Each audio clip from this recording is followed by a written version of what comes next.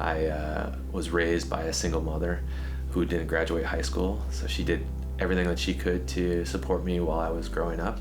And then when I was 13, she unexpectedly passed away. So she had an aneurysm in her brain, and she was there one day and then gone the next day.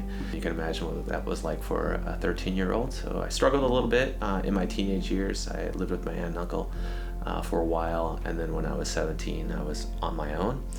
And so I found myself in the Marine Corps, and the Marine Corps was exactly what I needed at the time. I needed some structure. I needed a system that I could succeed in and some values, and I found that in the military. But really the truth is I needed an escape. I needed something, and that's what I ran away to, and that's how I ended up in the Marine Corps. I was an F-18 Wizzo, so a backseater in the F-18 community. And so that can be a little hard on the body sometimes, so you're pulling up to 8 Gs plus sometimes, and so if there's a rapid onset, those can be pretty damaging, and that's actually what happened to me. I have a blast injury to my right ear that I can't remember exactly when it occurred. I came back from Afghanistan and had some considerable pain in my ear, and I guess that's kind of what happens when you spend a couple decades in the Marine Corps doing some of the things that we did. So when I entered the Marine Corps, my identity, my intimate relationships, and my purpose were provided fully. I know who I was, or I am. I was Derek the Marine. And the more I bought into that, the more the system rewarded me. The more I tried to explore other intersecting identities, the system didn't really support or push back.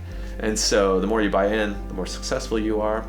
Relationships, shared experiences, shared hardship, shared mission that everybody's driving for. And you really create these strong bonds, and then if you think of combat scenarios, those are experienced even stronger. So I depend on you, you depend on me, and then that purpose is tangible. People know we're driving towards whatever that mission happens to be, and then when you exit that compressed system, it's gone like that.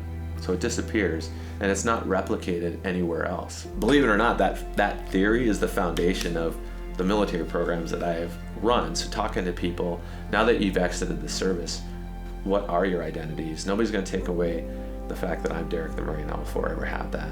But who else am I? And as a student, as a father, as a husband, as pick something, and all the self-efficacy that goes with it in the things that you want to explore and want to be. I literally left Afghanistan. I came back to San Diego and I started a master's degree. I had this imposter syndrome going on in my head, like I don't belong in the place that I was. At that time, I looked at it as a break. I'm like, I'm gonna go get another degree. This is nice. This will help me when I get out. And that lasted about 2 or 3 weeks when I had to decide what am I gonna focus on and what am I gonna have an impact on. I think I'm a pretty purpose-driven person. And so that was when we had this huge influx of military into higher education. And I had a voice within that community, or I discovered that I had a voice in that community, and I decided I was going to use it. And so I committed myself to researching what are institutions doing with this population, who's doing good work, who's doing bad work, or who's not doing work.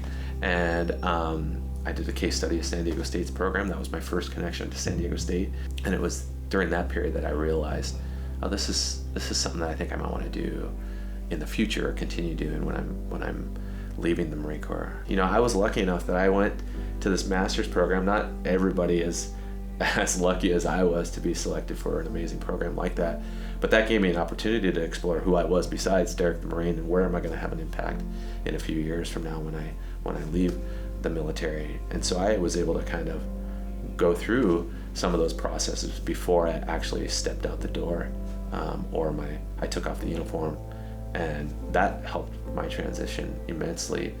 I think it's really important that our veterans and other military connected students are successful in higher education and then successful in the community.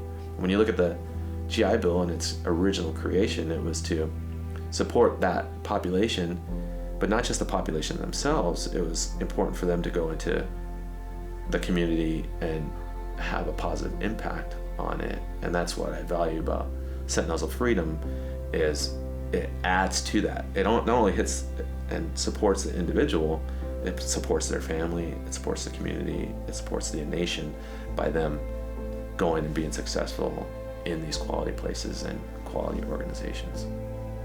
In my previous role, when I was running the military and veterans program at the University of San Diego, we were introduced to Sentinels of Freedom.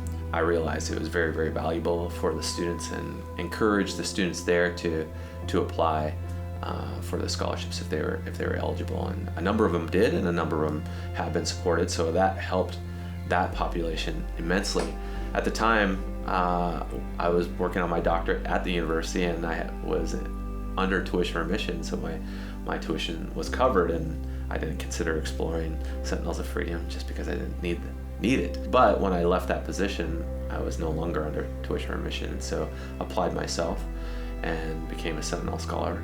So I've gotten to see the impact that it's had on students around me, the positive impact. And it comes with a financial scholarship, which is fantastic, and that helps because that's resources to assist students as they're going through school. It allows them to focus on the things that they want to be focused on or they should be focused on: academics, supporting their family, preparing for that next phase or that next career.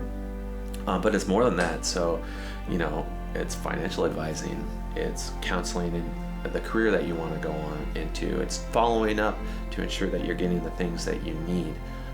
It's this all-encompassing program and not just a handout.